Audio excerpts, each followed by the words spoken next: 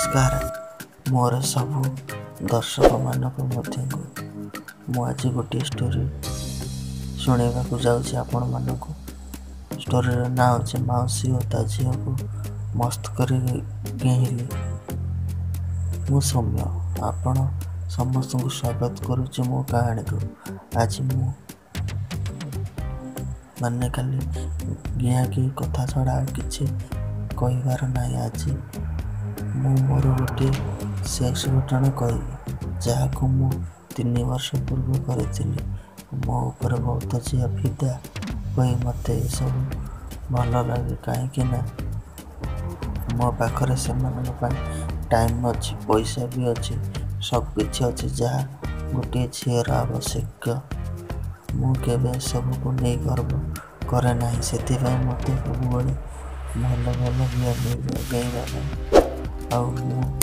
ताकू हल कर शांत कर छाड़े गेଇବା बेले मोर सब ध्यान थी गांडी मारे कारण बिहार जी आनंद मिले गांडी से सुख मिले।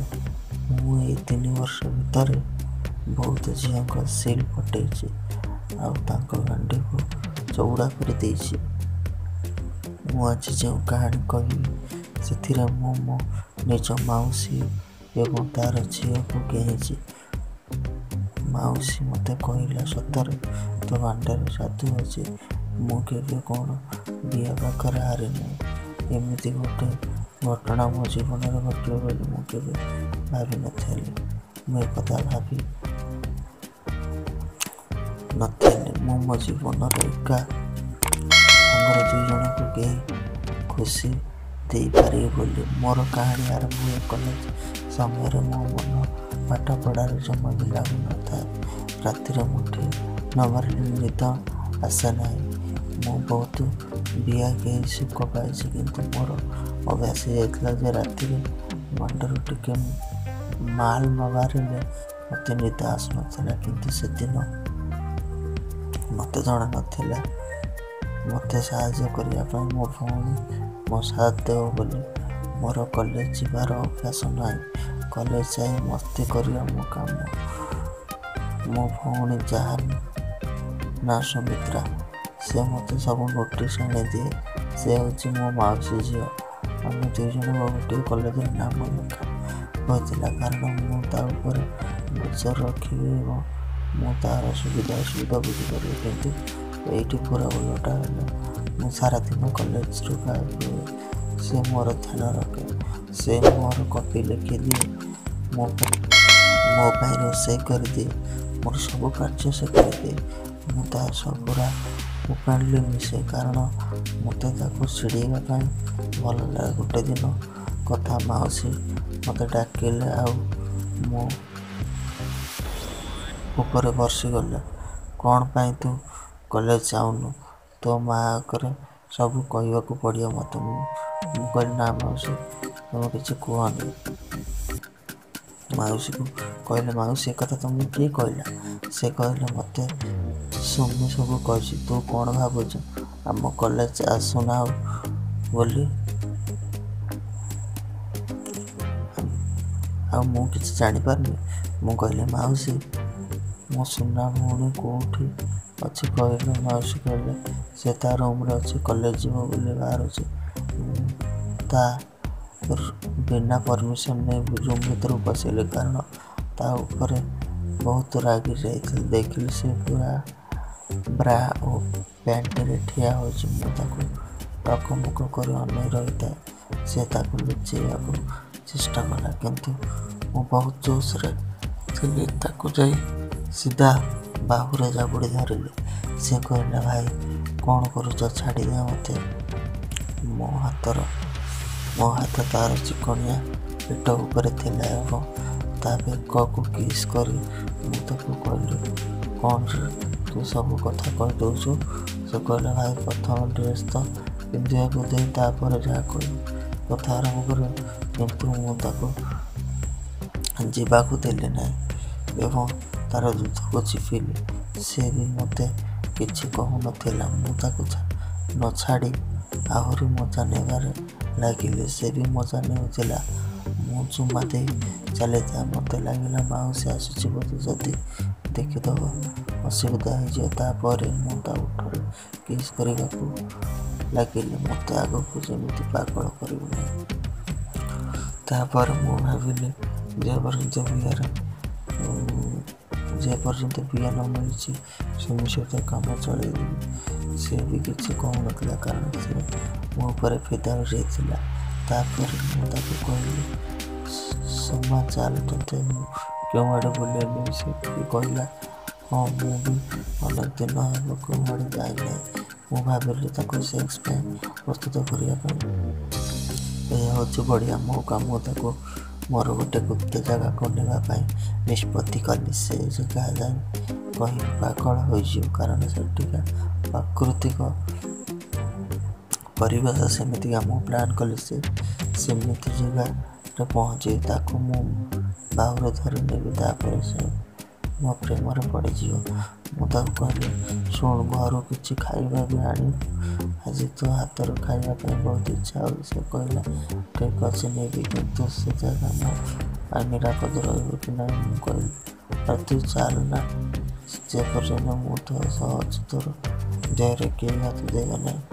ସେ ଏବେ ପୁରାପୁରି ଭାବେ ଅସୁସ୍ଥ ହୋଇସାରିଥିଲା।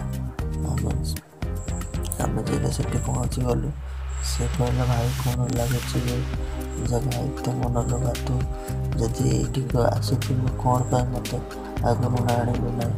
ମୁଁ ତାକୁ କହିଲି, ଯଦି ତୁ ଆଗରୁ ଏଠାକୁ ଆସିଥାନ୍ତୁ, କ'ଣ ସେତେବେଳେ ଏତେ ଖୁସି ହେଇଥାନ୍ତୁ? ପୁଣି ମୁଁ ଯେମିତି ଭାବିଲି ସେମିତି କଲି। ତାକୁ ବାହୁରେ ଧରି ନେଲି, ବୋଲି କିସ୍ କଲି। ସେ ମୋତେ କହିଲା, ଭାଇ, ମୋତେ ତୋ ଇରାଦା ଠିକ୍ ଲାଗୁନି। ତାପରେ ମୁଁ ତାକୁ କହିଲି, ହଁ, ମୁଁ ତୋତେ ଗେଇବାକୁ ଚାହୁଁଛି, ଆଉ ମୁଁ ନିଶ୍ଚୟ ଏ କାମ କରିବି। ସେ କହିଲା, ପାଗଳା, ଆଜି ସକାଳେ ତୋର ଇରାଦା ମୁଁ ଜାଣିସାରିଥିଲି ଯେତେବେଳେ ତୁ ମୋତେ କିସ୍ କରୁଥିଲୁ।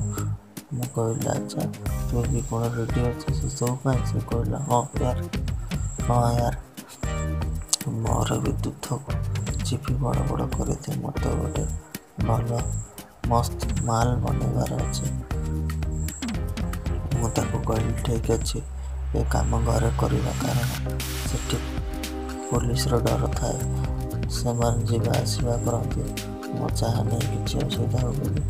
ଆମେ ସେଠି ଅଳ୍ପ ସମୟ ରହି ଘରକୁ ଚାଲି ଆସିଲୁ। ମାଉସୀ ଯେତେବେଳେ ଘରେ ନଥାଏ, ସେ ପଡ଼ୋଶୀର ଘରକୁ ଯାଇଥାଏ। ସେ ମୋତେ କହିଲା, ପ୍ରଭୁ ଭାଇ, ମୋ ଡାକ ନା, ଏହାଠୁ ଭଲ ମଉକା ନାହିଁ। ମୁଁ ବି ଡେରି ନକରି ତାକୁ ତା ରୁମ୍କୁ ନେଇଯାଇ ସିଧା ଡ୍ରେସ୍ ଖୋଲିଦେଲି। ତାର କମଳା ଲେମ୍ବୁ ପରିକା ଦୁଧ ଚୁଚୁମିଲି। ସେ ଖାଲି ଓହା ହେଉଥାଏ। ତାପରେ ମୁଁ ତା ଦୁଧକୁ ଧରି ଖାଇବାକୁ ଲାଗିଲି। ମୁଁ ତାର ବିଆରେ ମୁହଁ ଲଗେଇଦେଲି, କାରଣ ତା ବିଆର ସ୍ୱାଦ ମୋତେ ଚାଖିବାର ଥିଲା। କରି ଆଇସ୍କ୍ରିମ୍ ଖାଇଲା ବେଳେ ମୁଁ ଚୁଚୁମି ଗଲି। ଏହି ଭିତରେ ମାଉସୀ ରୁମ୍କୁ ଆସି ସାରିଥିଲେ ଆଉ କହିଲେ, କ'ଣ ହେଉଛି? ଆମେ ଦୁଇ ଜଣ ଡରିଗଲୁ, କିନ୍ତୁ ମାଉସୀ ସେମିତି କିଛି କଲେ ନାହିଁ। ମାଉସୀ ମୋ ପାଖକୁ ଆସି କହିଲା, କେତେ ବଡ଼ ଭାଣ୍ଡ କହିଛି। ମୋ ଭାଣ୍ଡକୁ ଧରି ସାଙ୍ଗେ ସାଙ୍ଗେ ପାଟିରେ ପୁରେଇ ଦେଲା। ମୋତେ ଲାଗିଲା ଆଜି ମୋତେ ଦୁନିଆର ସବୁଠୁ ସୁଖମୟ ବସ୍ତୁତା ପୁଣି ଏକା ସାଙ୍ଗରେ ଦୁଇଟି। ମୋର କି ଭାଗ୍ୟ, ମୁଁ ଧନ୍ୟ ହୋଇଗଲି। କିଛି ସମୟ ମାଉସୀ ସୁମିର ବିଆ ଚାଟି ଆରମ୍ଭ କରିଦେଲେ। ମାଉସୀ ସୁନି କହୁଥାଏ, କି ସ୍ୱାଦ ତୋ ବିଆର ପିଇଲ, ସେଇଥିପାଇଁ ଟୋକା ତୋ ପ୍ରେମରେ ପଡ଼ିଯାଇଛି। ମାଉସୀ ସୁମିର ବିଆ ଚାଟି ଚାଟି ନାଳିଆ କରିଦେଲେ। କିଛି ସମୟ ଭିତରେ ସୁମି ଝଡ଼ିଗଲା। ମାଉସୀ ନିଜ ଝିଅର ସବୁ ପାଣି ପିଇଦେଲା। ସୁମିର ଉତ୍ତେଜନା ହେଉଥାଏ। ମୁଁ ଆଉ ସହିପାରେ ନାହିଁ। ଭାଇ, ଶୀଘ୍ର ପୁରା, ତୋ ଭାଣ୍ଡଟା ମୋ ବିଆରେ ପୁରା। ମାଉସୀ ମୋତେ କହିଲା, ମୋର ବି ବହୁତ ବିଆ ଭିତରଟା କୁଣ୍ଡେଇ ହେଲାଣି। ତୁ ତାକୁ ଆଗ ଗେଇଦେ, ତାପରେ ମୋତେ ଗେଇବୁ। ମାଉସୀ ସୁମିକୁ କହିଲେ, ଆଲୋ, ଗେଇ ତ, ଆଗରୁ ପିଲା ଖାଇଛୁ ନା, ଏଇଟା ତୋର ଫାଷ୍ଟ ଟାଇମ୍। ସୁମି ମାଉସୀକୁ କହିଲା, ଆଲୋ ରାଣ୍ଡି, ତୁ ତ ଏତେ ଦିନ ହେଲା ସବୁ କଲୁଣି, ବିଆ ଦେଖିଲାଣି ପାରୁନୁ। ମୋର ଏଇଟା ଫାଷ୍ଟ ଟାଇମ୍। ତାପରେ ମାଉସୀ କହିଲେ, ତାହେଲେ ରହଲୋ ବୁଢ଼ା ଗାଈ, ମୁଁ ଟିକେ ଭେସଲିନ୍ ଆଣିକି ଆସୁଛି। ଭଲରେ ମାଣ୍ଡ ପଶିବ ଏବଂ ଟିକେ ଆରମ୍ଭ କଷ୍ଟ ଲାଗିବ ନାହିଁ। ମାଉସୀ ଭେସଲିନ୍ ଆଣି ଆଗ ମୋ ମାଣ୍ଡରେ ମାରି କହୁଥାଏ, ଏ ମାଣ୍ଡଟା ତୋର ଯାହା ହେଇଛି ଏଥିରେ ଦୁଇଟା କ'ଣ ଏକା ସାଙ୍ଗରେ 5ଟା ଟୋକେଇ ହେଲେ ବି କିଛି ଦେଖ ନାହିଁ ନା, ତୁ ଥକିବୁନି। ମାଉସୀ ମୋ ମାଣ୍ଡରେ ଭେସଲିନ୍ ଲଗେଇଥାଏ, ଆଉ ମୁଁ ସୁମିର ଜୁତାକୁ ଚିପୁଥିଲି। ବେଳେବେଳେ ମାଉସୀର ବି ଚିପି ପକାଉଥାଏ। ମାଉସୀ ମୋ ମାଣ୍ଡକୁ ଭେସଲିନ୍ ଲଗେଇଲେ ପରେ ସୁମିର ଗିଆ ଚାରିପାଖରେ ଭେସଲିନ୍ ବୋଳି ଦେଇ କହିଲେ, ଏଇରେ ମାଇୟା, ଏଥର ଗିଆ ତୋର ଭଉଣୀକୁ। ମୁଁ ସୁମିର ଗୋଡ଼ ଦୁଇଟାକୁ ମେଲି କରି ମୋ ମାଣ୍ଡକୁ ତା ଗିଆରେ ଘଷି ଘଷି ପୂରେଇଲି। ତାପରେ ମାଉସୀକୁ ସୁମିକୁ ମାଉସୀ ଉପରେ ଶୁଆଇଦେଲି। ତାପରେ ମାଉସୀକୁ ଘେଉଁଥାଏ, ସୁମିକୁ ଘେଉଁଥାଏ, ମାଉସୀକୁ ଘେଉଁଥାଏ, ସୁମିକୁ ଘେଉଁଥାଏ।